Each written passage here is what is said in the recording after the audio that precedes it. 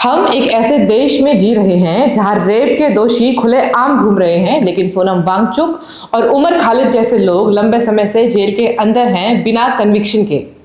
क्या रेप करना अब जुर्म नहीं रहा, या फिर सिस्टम से सवाल पूछना सबसे बड़ा अपराध बन चुका है?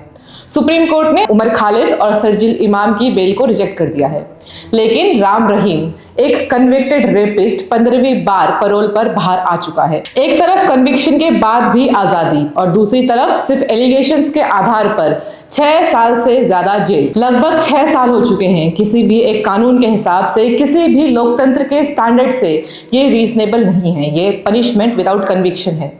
अगर हमारे लॉज एक रेपिस्ट को कन्विक्ट होने के बाद भी पैरोल, प्रोटेक्शन और पावर देते हैं, वहीं सिर्फ एलिगेशंस के बेस पर कुछ लोगों को जिंदगी भर का प्रिजनर बना दिया जाता है, तो फिर सवाल कानून पर उठाना लाजमी है। अगर सिस्टम से सवाल करना रेप से भी बड़ा जुर्म बन चुका है, तो फिर ऐसे लॉज में अमेंडमेंट जरूरी है, क्योंकि कानून का काम सिर्फ पावर को प्रोटेक्ट करना नहीं होता।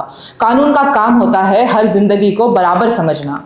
लेकिन जब पावर में बैठे लोग अपने फायदे के लिए लॉज के साथ खेलते हैं, तो सवाल सिर्फ सोनम वांगचुक और उमर खालिद का नहीं रहता। कल कितने और उमर खालिद, कितने और सोनम वांगचुक जैसे लोगों के साथ ऐसा हो सकता है। और इसी बीच जो लोग नफरत भड़काते हैं, जनता को हिंसा के लिए उकसाते हैं, जिनके स्पीचेस के बाद शहर जलते हैं, वो आज पार की कुर्सी पर बैठे हैं। अगर कानून सबके लिए बराबर होता तो आज कुछ और नाम उमर खालिद के साथ जेल में होते, ना कि मंत्री की कुर्सी पर। अगर सरकार के पास प्रूफ है, अगर दिल्ली पुलिस के पास सबूत हैं, तो 6 साल में अब तक वर्डिक्ट क्यों नहीं आया? एविडेंस पेश करके, दोषी साबित करके केस को खत्म क्यों नहीं कर देते? 6 साल बिना प्रूफ के सिर्फ एलिगेशंस पर किसी की जिंदगी बर्बाद कर देना किस तरह का न्याय है? हिस्ट्री हमें याद रखेगी, अपनी ही आवाज को दबाने के लिए, अपने ही लोगों के साथ हुई इस नाइंसाफी के लिए।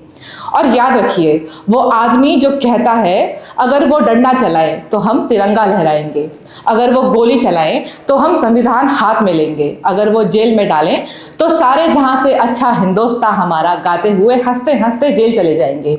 वो आदमी 6 साल से सिर्फ इंसाफ मांग रहा है। हिंसा का जवाब हिंसा से नहीं देंगे, हम नफरत का जवाब नफरत से नहीं देंगे। अगर वो नफरतें फैलाएंगे तो हम उसका जवाब प्यार से देंगे। अगर वो डंडा चलाएंगे तो हम तिरंगा उठा के लहराएंगे। अगर वो गोली चलाएंगे तो हम संविधान को हर में अपने हाथ को बुलंद करेंगे। अगर वो जेल में डालेंगे तो सारे जहां से अच्छा हिंदुस्तान हमारा गाते गाते हंसते हंसते जेल चले जाएंगे। आज वो भी मान चुका है कि शायद यही उसकी जिंदगी है। जस्टिस सिस्टम ने उसे पूरी तरह से थका दिया है। हमने न्याय की देवी की मूर्ति बदल दी है, हमने उसकी आंखों से पट्टी हटा दी है, उसके हाथ में कॉन्स्टिट्यूशन की किताब पकड़ा दी है। पर सवाल यह है, क्या कानून ने सच में अपनी आंखों से पट्टी हटा दी है, या वो आज भी पावरफुल लोगों का खामोश गुलाम बना हुआ है? जब तक न्याय बराबर नहीं मिलेगा, जब तक कानून सिर्फ कागजों पर लिखे लफ्ज नहीं रहेंगे, तब तक इंसाफ नहीं हो सकता।